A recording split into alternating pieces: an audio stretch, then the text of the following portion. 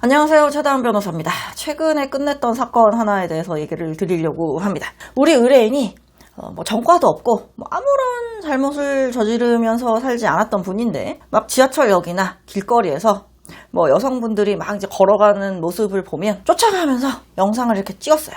그러니까 이게 전신이 나오는 거를 찍기는 했어. 예를 들어서 치마 속에 휴대폰을 막 집어넣어가지고 막 에스컬레이터에서 막 뭔가 속옷을 촬영하려고 했다거나 그렇지는 않았어요. 그런데 어찌 됐든 저녁에 이제 막 퇴근하는 길에 여성을 뒤를 따라가면서 찍었다거나. 근데 찍었을 때 어떻겠어?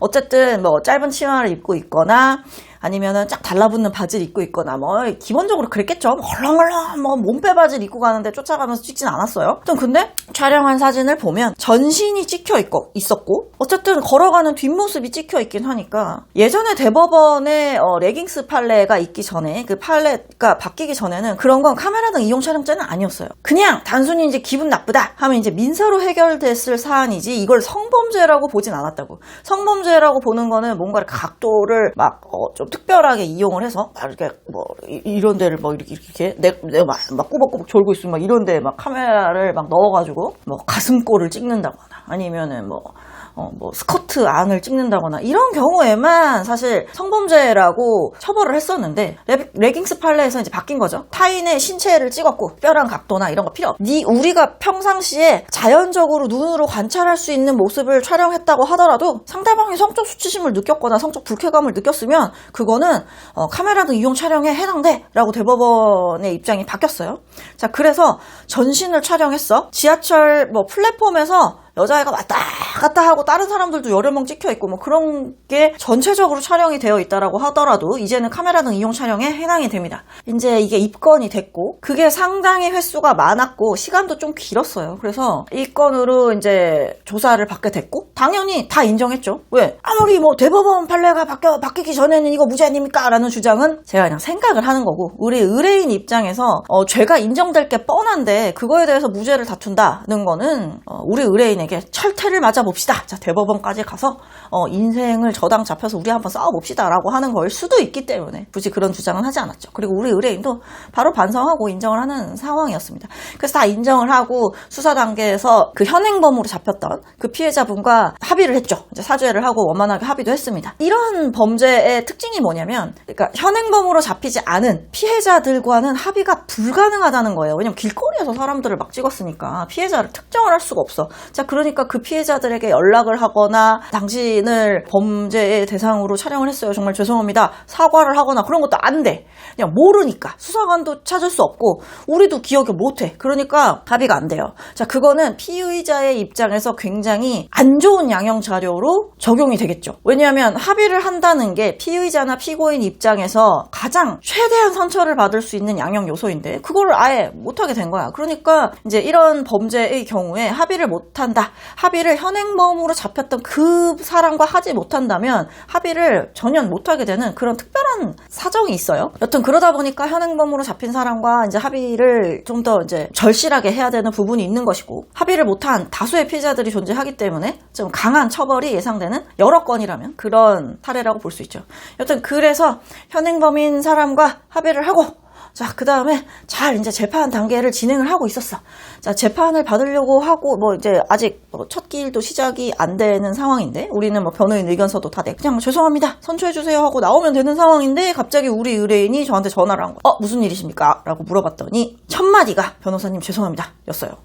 깜짝 놀랐지. 변호사님 죄송합니다 할 게 뭐가 있을까? 갑자기 재판만 한번 출석하기만 하면 끝나는 일인데 갑자기 변호사를 바꿀 거예요 이럴 수도 있는 거고 아니면 다른 데서 내가 무슨 얘기를 들었는데 이럴 수도 있는 거니까 변호사님 죄송합니다라는 말을 처음에 들었을 때 뭐가? 약간 이렇게 생각을 했죠. 왜?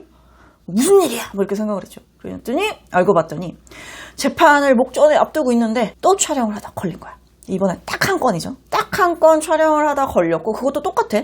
여자애가 가는데 뒤를 따라가면서 이렇게 촬영을 하니까 요새는 그런 경우에 주변에 다른 행인들이나 이런 분이 딱 잡으면서 당신 뭐 하는 짓이야 이런 경우들이 있어요. 여튼 그래서 피해자가 몰랐는데 촬영한 거를 들켰고 휴대폰을 쫙 다 이제 경찰을 이제 불러가지고 확인을 했더니 딱 촬영한 게 그거 하나밖에 없었어. 이 친구가 휴대폰을 기존에 촬영했던 거는 이제 압수를 당했으니까 새로 샀을 거 아니에요? 새로 사서 쭉 잘 쓰다가 몇 달 동안 재판을 받기 직전에 갑자기 또 충동에 의해서 다시 촬영을 하게 됐다. 이거였습니다.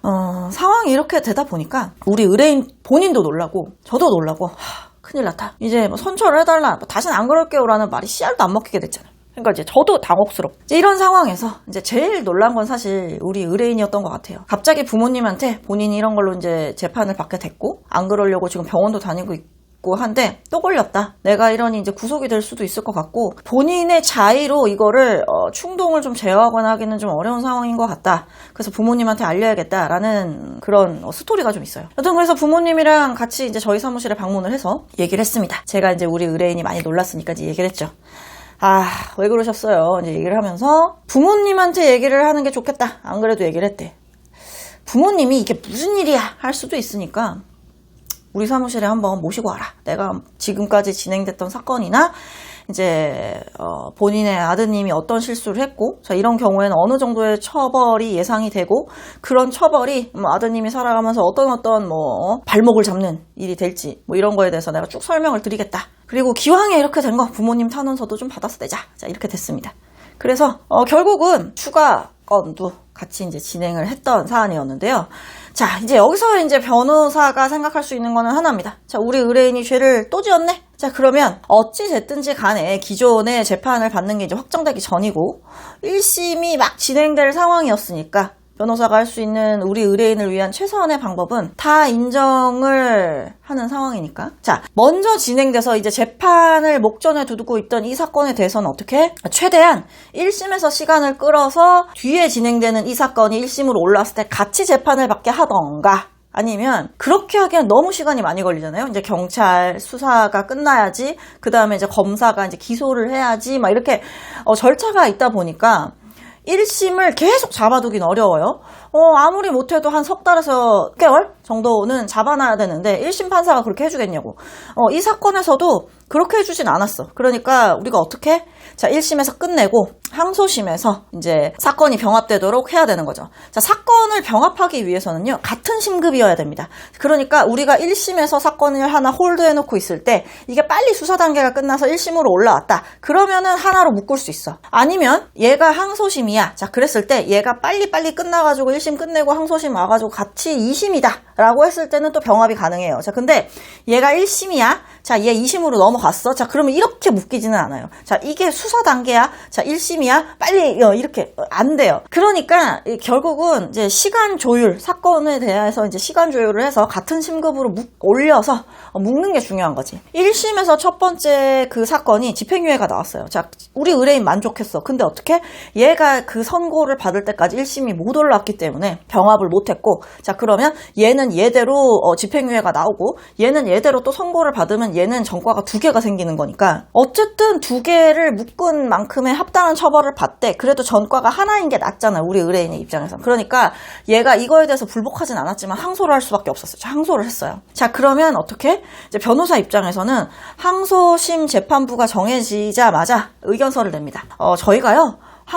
원심의 판단에 불복하는 게 아니에요. 자, 항소를 한 이유는 병합을 해서 한꺼번에 판단을 받고 싶어서 그런 거예요. 그러니까 좀 기일을 천천히 잡아주세요. 라고 의견서를 내는 거죠. 아니면은 저희가 이게 1심 판결이 끝나면 저희가 알려드릴게요. 그때 기일을 잡아주세요. 라고 요청을 할 테니까 기일을 잡지 말고 추정해주세요. 라고 얘기를 할 수도 있습니다. 자, 기일을 추정해달라는 말은 그냥 기일 잡지 말고 계속 냅두라는 얘기예요. 어쨌든 자 그렇게 했어. 그래서 항소심 재판부에서 기일을 홀딩해 놓고 있었어요.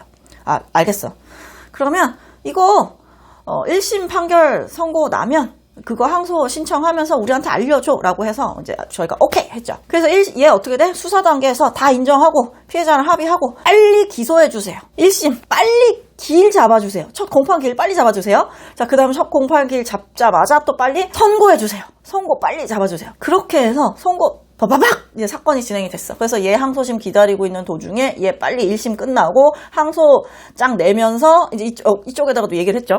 그리고 병합을 하려면 같은 법원이어야 됩니다. 얘 주소지 같으니까 같은 법원이었어요.